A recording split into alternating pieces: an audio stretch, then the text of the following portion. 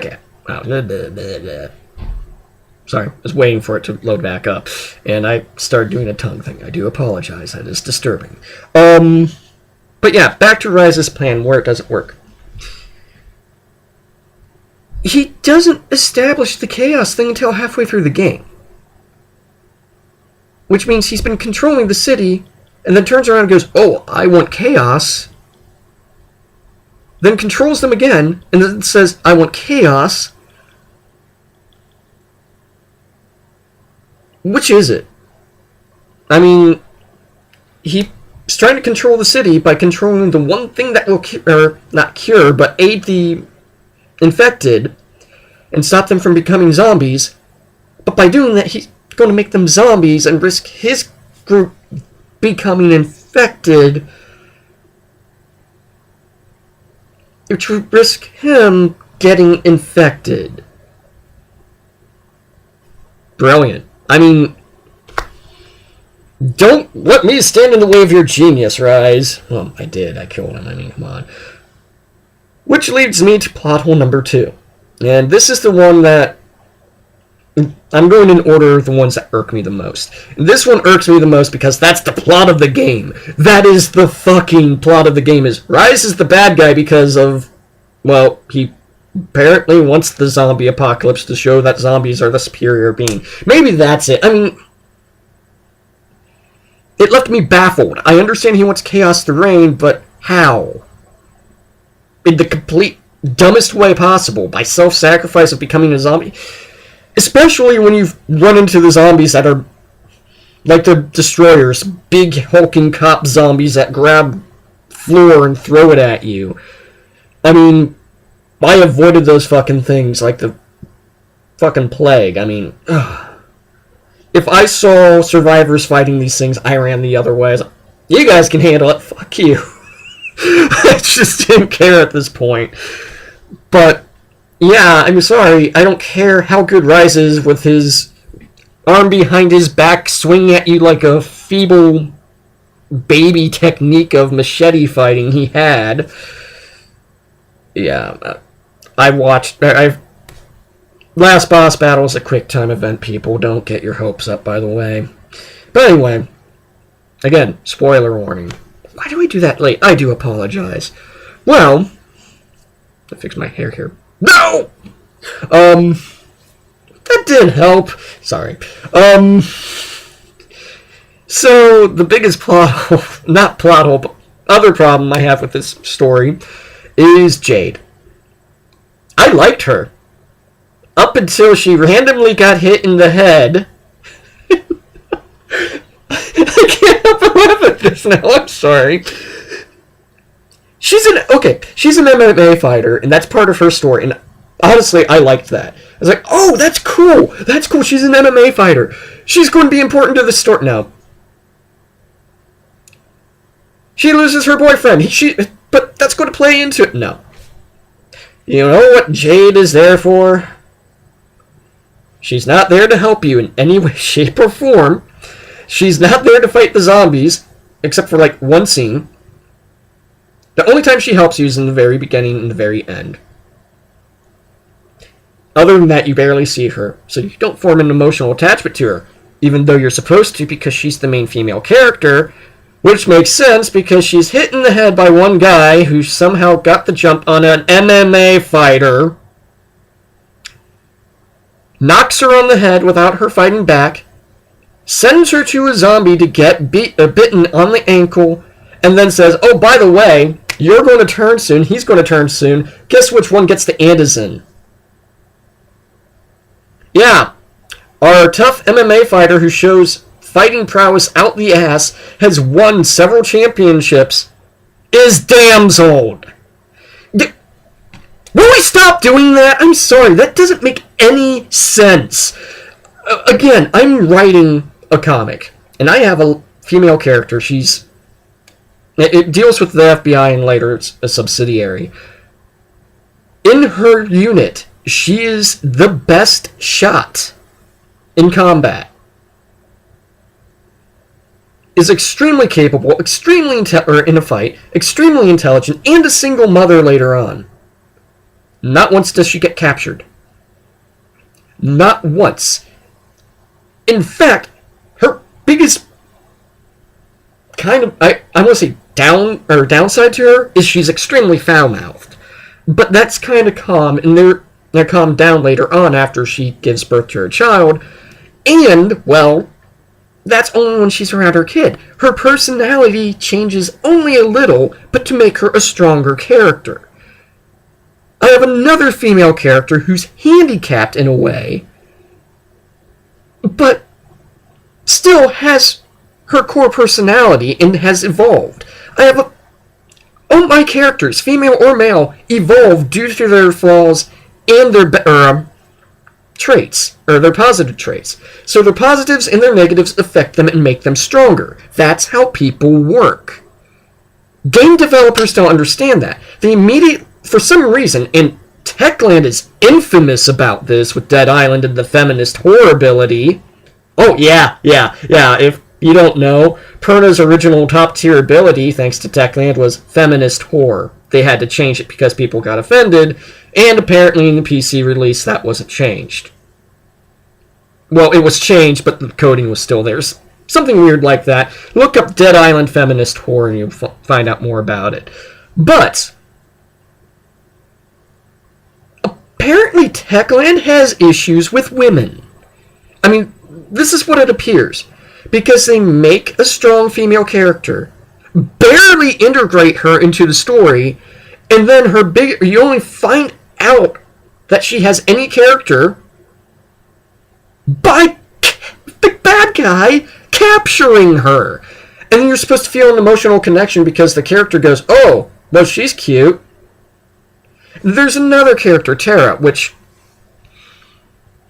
they totally didn't get inspired by Helena from Borderlands. I mean, sure, both characters have a burn on their face and they essentially serve the same function. But they're different characters.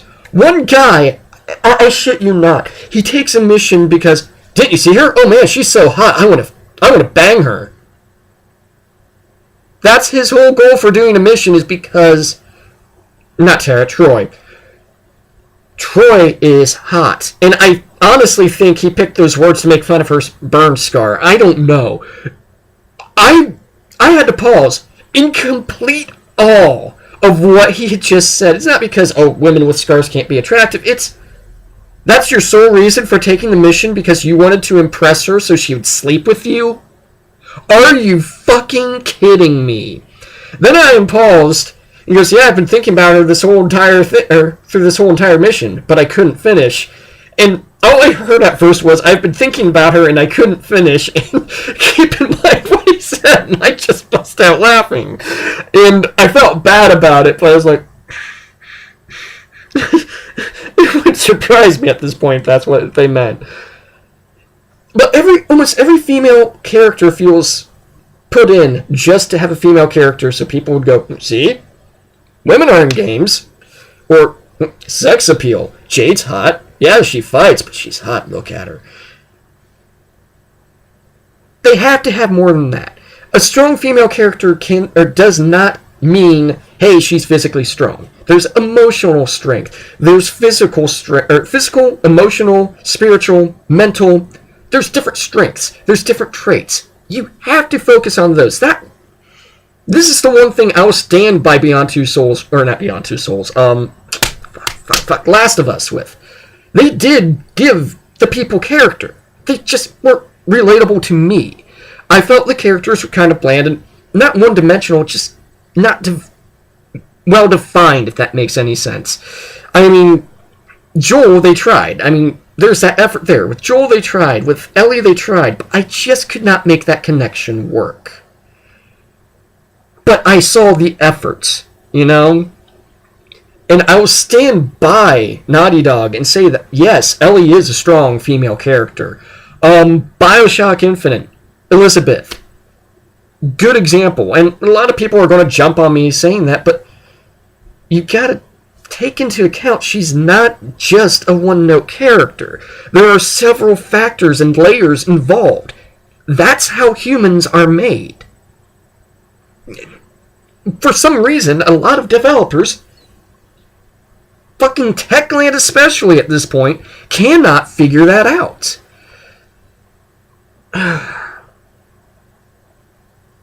Which, it's not just exclusive to the female characters with this game.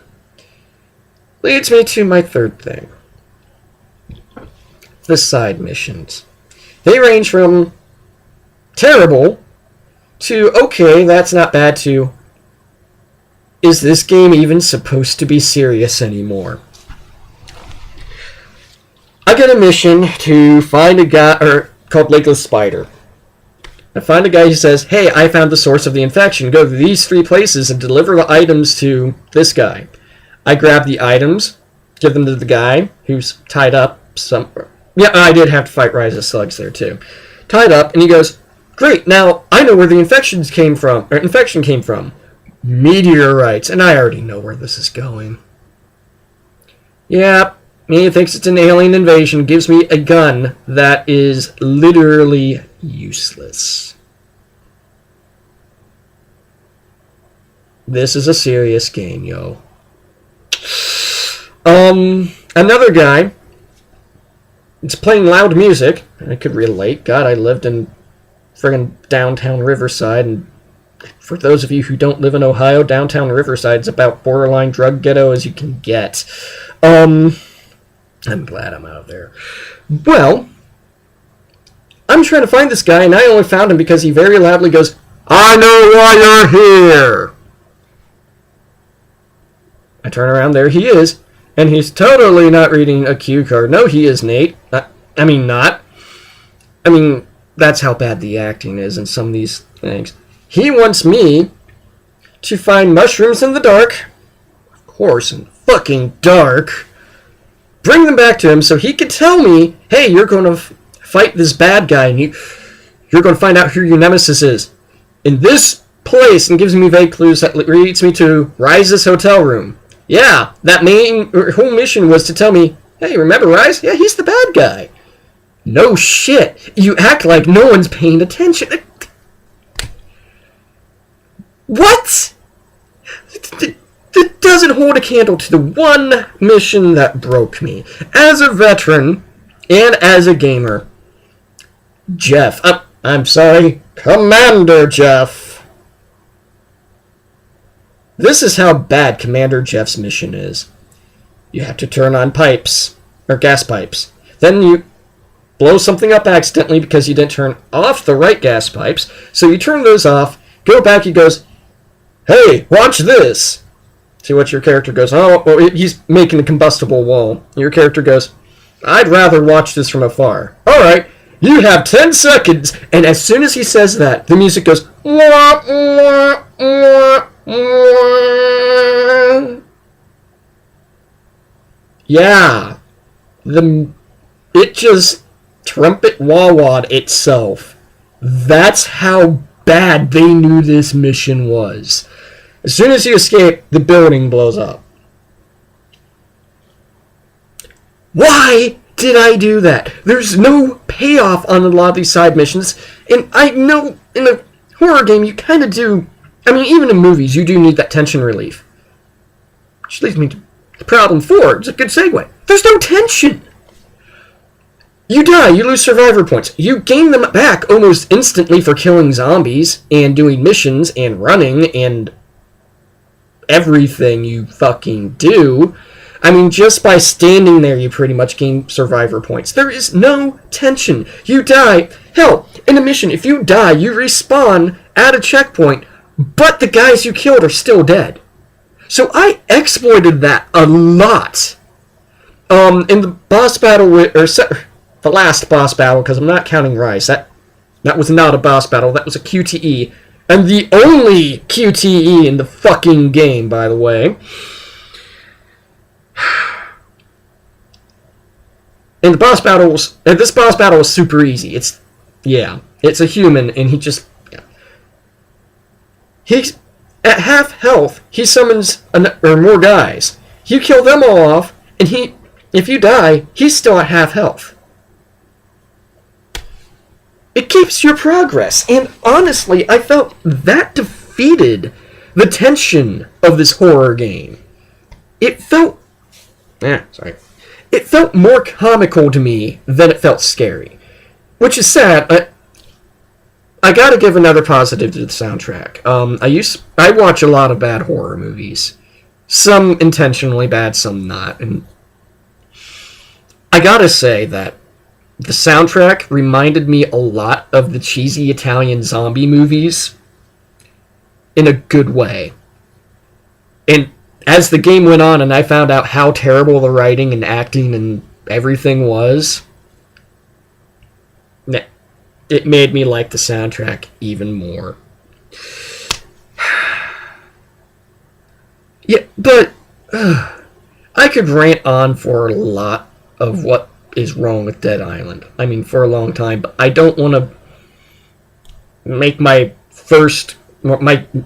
comeback video to YouTube longer than it needs to be. Suffice it to say, this game infuriated me, and I touched on the main points, and I don't want to, for risk of my blood pressure and the aneurysm in my head exploding, I don't want to risk it, especially since I'm recording this at 11 o'clock at night, and, well, it's late. My landlord's not exactly trying to sleep right now, but I don't want to be screaming about this game. Suffice it to say, I'm going to, say this. I'm going to try to do videos more often. Not necessarily angry rants like this, but kind of more vlog ones. I actually have some pretty interesting, or pretty funny things lined up, including working Black Friday and whoa. Let me put it this way. I kind of made a parody song of Let It Go, and I'm actually rather proud of myself for that. But I also got, other things to do. I want to make this more than just a video game vlog YouTube. I want to kind of start over. I do want to do video game reviews. Eventually, I'm going to get capture software, and I need to get a better computer first so I can do my comic stuff. But I want to do actual reviews or more talks or rants like this. I want to try to get integrated into the community a bit more. And try to rebuild everything from scratch, not be as angry and pessimistic as I've been. I mean, great example, right? Your way to go, me. But I don't want to, because I think a lot of the negativity towards me came from the negativity I put out. Not just my opinion, but as a person, I want to stop doing that. I want to be, I want to be happy, and I think at everyone's core, that's what they want. So I want to do more funny vlogs as well as good game reviews. I do have the Order 1886 coming up. I'm really looking forward to that. May do Mortal Kombat X, but I don't know for sure yet. Arkham Knight in June. Oh yeah. Oh yeah, I'm waiting on that. But I got a few more things lined up. Even some movies, because there's actually one movie I do want to talk about that... Well, I'll probably do that sometime later this week. But for now, you guys take care of yourselves. Don't try to judge me too hard, because I'm not trying to go on rants like this all the time. And I will see you guys later.